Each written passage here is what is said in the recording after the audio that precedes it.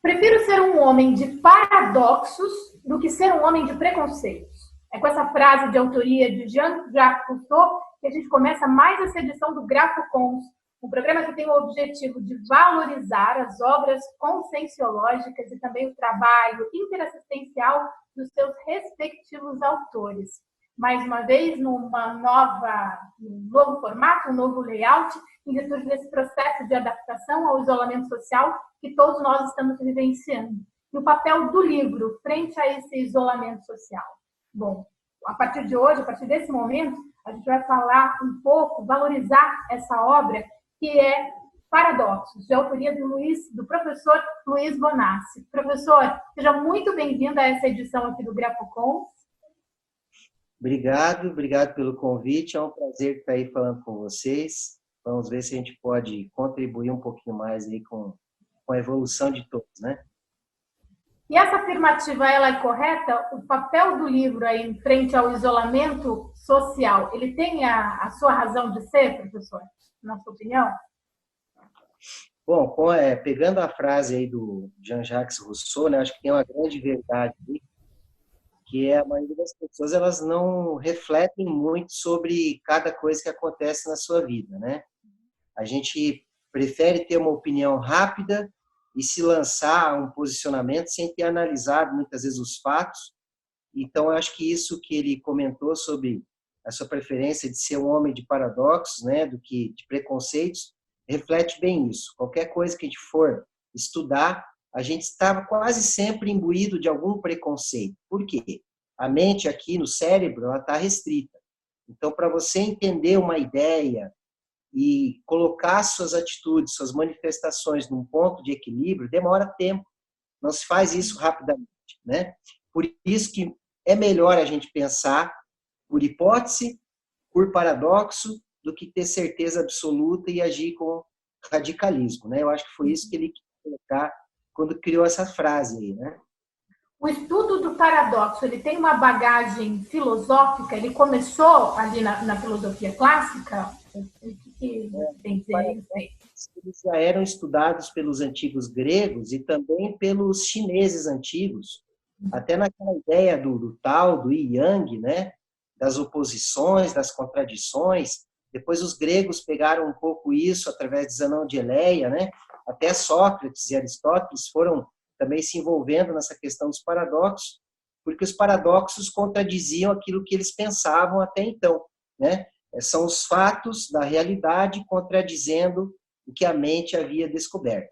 Então, em fases da história, mas iniciando aí na Idade Antiga, provavelmente em torno de 500 a.C., é que os paradoxos começam a ser mais investigados, né, pelos filósofos de início e depois pelos cientistas. Eu analisei do ponto de vista conscienciológico, né? Então a gente resgatou muitos fatores interessantes, né, que a existência ela é bem mais complexa do que a gente pensa. A própria evolução é muito complexa. Por exemplo, Isabela, a questão de você, vamos pegar o exemplo de um muçulmano que mata um judeu, ou vice-versa, né? Esse cara que odeia o outro vai ser da família dele. No processo evolutivo, próxima vida, é isso que acontece. Então, os paradoxos estão sempre mostrando para a gente o oposto daquilo que a gente pensa. Esse é um pequeno exemplo, mas tem diversas outras coisas aí, que no livro são 1000 exemplos, né? São 1000 exemplos de paradoxo. E no universo infinito de possibilidades de temática de estudo, de pesquisa, você adentrou o universo do paradoxo, professor? Então, eu já estava trabalhando com o professor Valdo naquela listagem dos temas do cosmograma. Eram praticamente 1000 temas, né? E essa palavra me chamou a atenção. O que é paradoxo, né? Então, estudando um pouco mais, eu fui ver que são as contradições, as ambiguidades, né? E as surpresas do pensamento. Comecei a coletar alguns exemplos. E aí não parei mais. Fui cada vez mais anotando sobre isso. E ele é um subtema dentro do Mental Soma, ele é um evento, um acontecimento dentro da evolução do Mental Soma. Então, eu fiz uma coleta de informações E daí fui estimulado a escrever sobre isso, continuar a pesquisa, né? E aí a gente ficou quase 15 anos nesse assunto aí, tentando elaborar o texto, criar exemplos e também investigar. A gente escolheu investigar 150. Então, de 1.000 paradoxos, nós aprofundamos a análise de 150, que no livro é o capítulo Mega Paradoxo. Quais as principais características, as principais diferenças, aliás, do paradoxo, da definição de paradoxo, do que os iluministas colocavam para o nosso aqui, puxando para o paradigma consciencial, as questões fundamentais que você pontua aí de diferença? Acho que os paradoxos mais antigos, eles muitas vezes são recursos um pouco superficiais de análise da realidade. Por exemplo, aquela história do barbeiro, né? Ou do comediante. Então, o barbeiro barbeia outras pessoas, mas barbeia a si mesmo. A mesma coisa o comediante, faz com que todos riem, mas ele mesmo ri. Então, analisando esses dados, muitas vezes a gente vê que não é bem paradoxo, é uma jogada linguística, né? Mas aqui a gente tentou, na questão conscienciológica, colocar o processo evolutivo para analisar esses paradoxos. Por exemplo, a coisa fica muito interessante quando a gente coloca a reencarnação, a ressomática, né? A serialidade, o processo evolutivo. Então, a gente tentou trabalhar mais, diferente das outras épocas, a questão dos paradoxos evolutivos, aquilo que pode ensinar cada um de nós sobre o momento de entender o que está acontecendo. Um dos pontos é a questão de sofrimento. A gente não aceita sofrimento, muitas vezes ele vem naturalmente, você não provocou. Então, o que pode ser isso? Pode ser karma, pode ser a questão dos acertos grupo-kármicos, pode ser um pedágio evolutivo. Então, o paradoxo, ele acende uma luz na sua cabeça, porque normalmente naquele evento as pessoas sofreriam. E você vai se analisar e dizer, mas será que não é um processo de limpeza, de recomposição evolutiva? Então, nesse tema, perante a conscienciologia, a gente foi trabalhando outras ideias e outros exemplos, né, através das casuísticas, tentando entender o que sinaliza o paradoxo. E puxando, obviamente, menos para a emotividade das reações e mais para a racionalidade, né, a lógica. Ele oferece para a gente uma perspectiva muito mais aprofundada da realidade, certo? Sim. Mas qual atributo consciencial, professor, você colocaria ali como fundamental para que a pessoa enxergue o paradoxo como ferramenta evolutiva? Ela observar os fatos, o que está se configurando ao seu redor. Aí tem a questão das sincronicidades, do aprendizado, da questão das conjecturas, dos contextos que ela está envolvida, a questão da paralógica, que é você pensar também com elementos de cosmoética. Então, você não analisar os eventos pelo viés emocional ou só do sofrimento ou da dificuldade. Mas o que isso tem a ver com o processo da ética, da cosmoética, das outras vidas, a gente tentar ampliar em cada evento, em cada acontecimento. Eu estou falando isso, claro, às vezes é um detalhe do dia a dia. Você encontrou uma pessoa novamente, sabe aquela pessoa que você sempre encontra? Às vezes você sabe por quê, né? Coisas mal paradas. Outras, você encontra alguém toda hora e é um desconhecido. Então, isso, o que pode ser isso? Que informação eu posso tirar desses acontecimentos recorrentes, ou das sincronicidades, ou mesmo de um sofrimento? O que ele pode dizer além da coisa emocional em si? Né? A gente aprofundar um pouco mais e tirar algum aprendizado evolutivo. Se não tem nada relevante, você deixa para lá. Mas qual a informação? Às vezes é uma informação que está chegando para você. Ela é importante para você. Então, se a gente não analisa, não aprofunda mais dados, a gente fica superficial e perde oportunidades de evoluir, da mente evoluir e da própria consciência evoluir. Sem abertismo, professor, veja se faz sentido, sem abertismo consciencial não é possível se aprofundar pela lógica do paradoxo, né? Sem o abertismo, a gente continua ali nas nossas próprias verdades, sem oxigenar, sem experienciar essa oxigenação oriunda do estudo teático do paradoxo, né? Exato. O paradoxo, ele coloca você em dúvida. Nós não gostamos de estar em dúvida. Dúvida gera confusão, gera conflito, gera impasse. Então, o ser humano, ele costuma reagir com impulsividade. Eu quero ter certeza. Mas o paradoxo, ele coloca uma vírgula, insere mais dados, um conceito. Então, eu, às vezes, tenho preconceito. Para chegar a um conceito normal, intrafísico, já dá bastante trabalho. Agora a gente está querendo entrar nos conceitos e verdades multidimensionais. Então, olha quanta coisa ainda tem para inserir no entendimento das coisas, né? Então, o paradoxo, ele faz essa vírgula, ele coloca a gente para pensar um pouco mais. E numa realidade também holossomática, né? A interpretação do paradoxo pelo holossoma. É possível fazer esse cotejo dos nossos veículos de manifestação, como a gente se manifesta pelo estudo do paradoxo, professor? Quando a gente começa a analisar cada evento paradoxal, a gente vai reunir mais variáveis, né? Eu considero, né, a gente sabe aí da importância do parapsiquismo, então, o parapsiquismo, ele sempre vai inserir mais dados, mais informações para que você se entenda. Então, naturalmente, aí, eu tenho que trabalhar no viés da cosmoética, das múltiplas vidas, do holossoma, das outras dimensões, porque os eventos que estão acontecendo com a consciência, eles são multidimensionais. Mas o nosso cérebro insiste em fazer a gente pensar pela visão da percepção. Então, a gente perde várias informações, né? Então, alguns paradoxos só vão ficar mais claros ao longo do tempo. Era algo que você poderia ter enxergado, não conseguiu, e às vezes só com a idade você vai entender. Um exemplo, meus pais quase que me obrigaram a morar em outra casa, com um parente, etc. Aquela experiência, naquele momento, como é uma reação emotiva, foi tomada por ser muito ruim, por exemplo, pelo adolescente.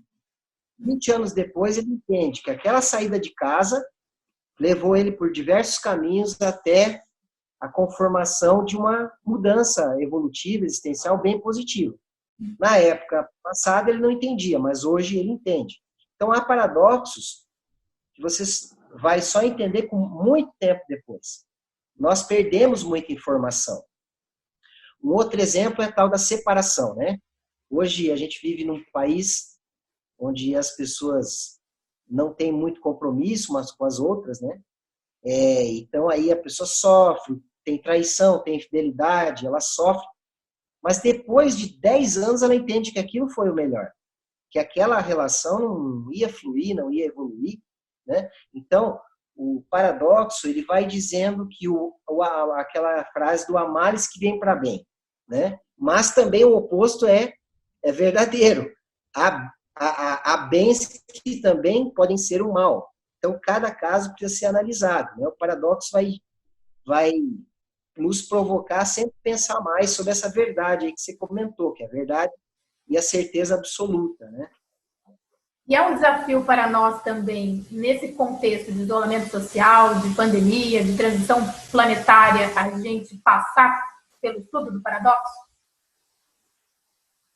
O paradoxo atual é o seguinte: somos forçados a parar. Eu acho que esse é o paradoxo que a gente pode tirar daí. As pessoas vão vivendo automaticamente, robotizadamente, não pensam muito na vida. O que aconteceu agora com essa parada aí do coronavírus?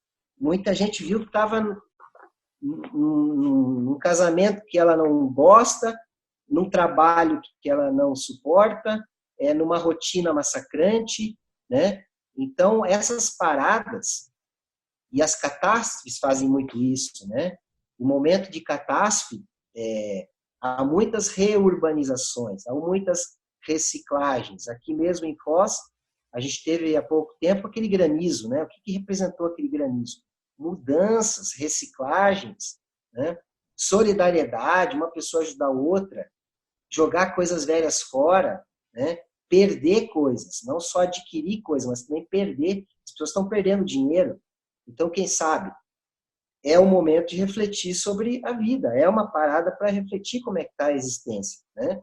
Mas agora eu pergunto, será que as pessoas vão fazer essa reflexão ou elas estão ainda mais ansiosas em voltar àquelas rotinas que vão levar elas a uma crise, por exemplo, aos 50, aos 60, ou uma gerontidade, uma fase geronte insatisfatória? Será que a gente aproveita esses sinais que o mundo nos dá? Nesse caso, foi um vírus, né? Um micro-organismo está gerando não é só uma doença, tem algo evolutivo por trás. O que eu posso aprender com isso, né? Um termômetro que eu vejo também em relação a esse nosso aprendizado coletivo, se tratando aí de pandemia e isolamento social, é o próprio uso das redes sociais. Como estamos nos manifestando, quais as nossas opiniões, o tom, carregar nas tintas ou não, que a gente anda utilizando aí nas redes sociais. E o estudo do paradoxo nas redes sociais, nas nossas manifestações, ele também é possível, ele é viável, incentiva aí esse aprofundamento pesquisístico por parte das consciências nas suas manifestações opiniáticas aí, professor?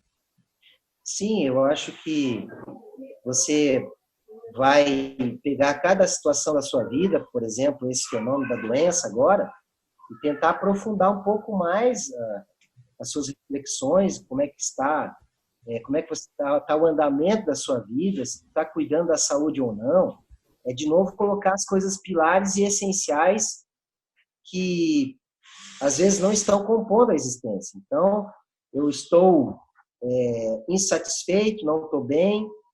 Essa é uma oportunidade de parar, revisar a vida, mas eu não faço, né? Então, eu não sei te dizer se as pessoas aproveitam esses momentos para refletir, ou se elas continuam obcecadas, ruminando, pensando negativo. Muitas pessoas melhoraram de vida, né? No Brasil, por exemplo, de 10 anos para cá, isso é bem evidente. Então, essa mudança, esse crescimento financeiro, acesso aos bens, ao conforto, realmente melhorou a vida de todo mundo. Mas não necessariamente as pessoas estão mais felizes ou estão mais equilibradas, né? O brasileiro está como? Mais irritado, mais agressivo, mais insatisfeito, mais reclamão. Até os jovens estão com essa agora mania de reclamar de tudo nos tempos fáceis. Nós estamos em tempos agradáveis, né? Talvez dificuldade eram os nossos tataravós, os bisavós, né? De sol a sol trabalhando, morriam cedo, né? A expectativa de vida era quanto? 50 anos. Então me parece assim que há diversos mecanismos multidimensionais que fazem as pessoas darem essas paradas. Como o coronavírus agora é muito clássico, como um desastre, como uma crise financeira global, mas, no entanto, a questão é, será que as pessoas aprofundam a reflexão sobre a vida? Aproveitam para reciclar, para mudar o jeito de ser, de conversar, de se relacionar? Eu não sei se elas conseguem chegar a esse nível de entendimento, né? Mas parece claro que estamos vivendo um paradoxo, né? Uma parada forçada. O ser humano que é voltado ao movimento, o universo é movimento, transformação. De repente, você tem que parar. Não tem como trabalhar, não tem como sair. O que você faz? Muitas pessoas entram em desespero ao ver isso. Porque ela vê que a vida dela está uma droga, ela está insatisfeita. No entanto, ao invés de ela refletir esses vazios, essas faltas, ou renovar a sua programação existencial, ela faz o quê?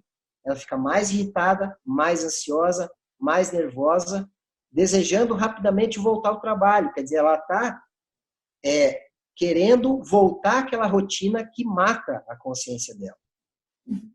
Agora, quem está assistindo esse nosso bate-papo e se deparando com a ferramenta aí evolutiva desse estudo de paradoxo, estudo teático do paradoxo, por onde começar? Qual seria o beabá, o feijão com arroz, para quem deseja colocar em prática esse estudo do paradoxo como ferramenta evolutiva? Eu acho que o primeiro ponto é começar a observar os sofrimentos. que muitos deles, muitos eventos da vida, em que a pessoa está sofrendo, ela deveria estar agradecendo. Tá? Desde que ela não tenha provocado isso, nem está ruminando ou vitimizando, mas há muitos sofrimentos que são pagamentos de pedágio. Então, tem que também analisar essa questão aí das dificuldades da vida, dos sofrimentos, das sincronicidades, né, que podem também conter paradoxos. A outra coisa ela é adentrar no campo dos preconceitos, ela analisar um pouco o limite do pensamento dela sobre vários assuntos, né? Por exemplo, racismo. Racismo é um absurdo, porque as pessoas se dividem porque um tem mais melanina do que outro, simplesmente, e se divide. Quer dizer, ela perde 99% da igualdade humana por 1% ou 0,01% de diferença genética ou fenotípica, né, que é a aparência. Então, se ela consegue ver, se questionar e ver esse paradoxo, ela inverte a sua opinião. E por aí vai, né? Um outro exemplo, nos momentos mais difíceis da vida, às vezes quem nos ajuda não é um familiar ou um amigo, é um desconhecido. Só que a pessoa ela é antissocial, ela é grupista, ela é contra todos que pensam diferente dela, que têm uma ideologia diferente ou uma religião diferente. Né? Então, eu acho que o paradoxo ele é útil em vários momentos. Talvez se a pessoa ler o livro Paradoxos aqui, ela vai poder pegar os exemplos que mais interessam. Tem exemplo desde casamento, históricos, de doença, no campo da criatividade, por exemplo, muitas invenções aconteceram inesperadamente, por aí vai. O paradoxo ele permeia a evolução, né?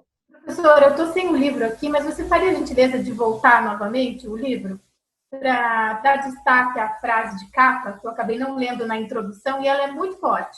Você tem certeza sobre tudo o que pensa? E o que me vem à mente quando a primeira vez que eu vi essa frase é o próprio ambiente acadêmico, né, professor? Temos muitas pessoas, muitas consciências cheias de certezas, não só no ambiente acadêmico, mas no nosso próprio voluntariado, nas nossas instituições conscienciocêntricas, ou nós mesmos, por vezes, nos deparamos aí com manifestações já cheias de certezas, quando, na verdade, essa oxigenação do paradoxo a gente está desperdiçando, né? Uma oportunidade de flexibilizar mais os nossos pensamentos, a nossa conduta, aliás. E principalmente, né, num meio com tanta gente altamente intelectualizada, como é em certas instituições, na universidade, ou mesmo na conscienciologia, ou com pessoas que não têm ligação nenhuma com a instituição, mas que se fecharam a outras ideias, é muito fácil a gente se enganar, racionalizar ainda mais a nossa verdade estreita, acreditar mais ainda na verdade equivocada, porque a gente cria mecanismos, a própria mente ela se corrige, né? Ela fica com o viés que mais lhe cabe. E a evolução, eu acho que nós estamos aqui restritos dentro desse cérebro, mas o mundo é tão grande, e se a gente não quebra essas barreiras, a gente não se conecta ao universal, né? A gente fica sempre particularizando e recortando a realidade. Olha a questão, por exemplo, da África. Vou dizer um exemplo que eu passei, um paradoxo que eu vivenciei. Eu tinha uma visão muito estreita da África, mesmo tendo lido muito. Quando estive na África, tudo mudou. O quadro completo foi montado. Quer dizer, completo, parcialmente completo. Mas eu digo que a gente não pode confiar nem na página, nem no site, nem no artigo. Ele é uma página. Ele é um recorte. Então, a vivência... E aí o paradoxo nos ensinou aqui, uma das coisas que a gente descobriu com a pesquisa é que eu tenho que ter um processo de aprendizado, que é ler, observar, conviver, refletir e experimentar. Eu não posso só ler, ou só experimentar, ou só observar. Tem um conjunto de elementos em cada conhecimento que faz ele ser amplificado. Mas as pessoas não fazem isso. Elas têm, normalmente, uma experiência restrita, uma leitura restrita, uma observação restrita, uma análise restrita, e aí ela conclui em preconceitos. Ela não sabe, mas ela está sendo preconceituosa em vários sentidos. É só você observar debate político. Quase sempre, ambos os debatedores estão limitados. Eles não conseguem ver pontos em comum, eles estão lá defendendo o ego, né? Então, na maior parte dos debates, a gente vê que as pessoas não conseguem conciliar ideias, ampliar ideias. Elas ficam mais preocupadas em defender um ponto de vista estreito, né? Que nem esteja errado, mas ele precisa se ligar a outras visões. Então, o paradoxo, ele gira a consciência, ele faz o pensamento andar, ele faz a gente pensar mais em teia, né? Que no livro eu estou chamando de paralógica. Paralógica, ela é a lógica multidimensional. Ela vai agrupar mais variáveis em tudo que eu penso, né? Então, é também um hábito, uma reciclagem que a gente precisa fazer no mental soma. Ô Luiz, e durante a escrita do livro, teve algum episódio ou outro, alguma questão que antes você via como uma conduta superficial, que exigiu de você um aprofundamento, coisas que você tenham passado despercebido? E você passou a se dar conta de que aquela temática poderia ganhar de você uma atenção especial depois do estudo teático do paradoxo? Tiveram vários momentos, né? Várias coisas. Esse meu trabalho, né? Que como psicólogo eu sempre trabalhei muito em favela, então eu tinha muito preconceito, sim, com as pessoas. São seres humanos e eu não conseguia ver isso, como se fosse vendo pessoas como uma casta inferior. Então, por exemplo, para falar de favela, eles têm tanto defeito ou qualidade como nós, mas aquele ambiente perturbado elicia em você o estereótipo. É a mesma coisa os militares. Nunca gostei de militar. No entanto, há lições de militares grandiosíssimas que eu não consegui enxergar. Passei a ver a partir do estudo dos paradoxos, né? E por aí vai. São dezenas e centenas de exemplos. Por exemplo, a gente confiar nas aparências, né, das coisas. A pessoa, às vezes, mais bela, mais charmosa, aparentemente inteligente, é a mais manipuladora, por exemplo, você não está percebendo, porque o seu afeto interfere naquele julgamento. Então, uma pessoa que tem uma aparência mais estranha, ou não dentro de um padrão de beleza, você já rechaça ela automaticamente. Uma outra coisa que eu percebi sobre memória. Então, por exemplo, eu estou te olhando aqui. Automaticamente, em 10 segundos, eu avalio se você é amigável ou não, baseado em experiências anteriores. Alguém que eu tenha conhecido parecido com você está na minha memória. Se aquela experiência foi boa, eu tenho simpatia inconsciente por você. Se a pessoa parecida com você me trouxe algum tipo de alteração, de incômodo, dificuldade, eu, sem querer, evito, eu me recuo dessa interação que eu estou fazendo com você. Então, paradoxos tem aos montes em todos os lugares. Eu acho que os mais complexos, Isabela, são os que dizem respeito às outras vidas. Então, as retrocognições, aí falando um pouquinho da autoevolução, são incríveis, né? O que acontece em termos de paradoxo da serialidade existencial. Tem muita coisa que só a retrocognição vai fazer a gente ficar besta. Acabei de dar o exemplo que nesse exato momento tem muçulmano nascendo em família judia e tem judeu nascendo em famílias muçulmanas, né? Então, quando a gente pega nossos erros do passado, você começa a entender muito mais essa vida atual e o que parecia estranho vira familiar, fica muito compreensível, fica muito óbvio e você não estava entendendo aquilo. E a forte ligação, professor, da reurbanização planetária com o estudo do paradoxo, né?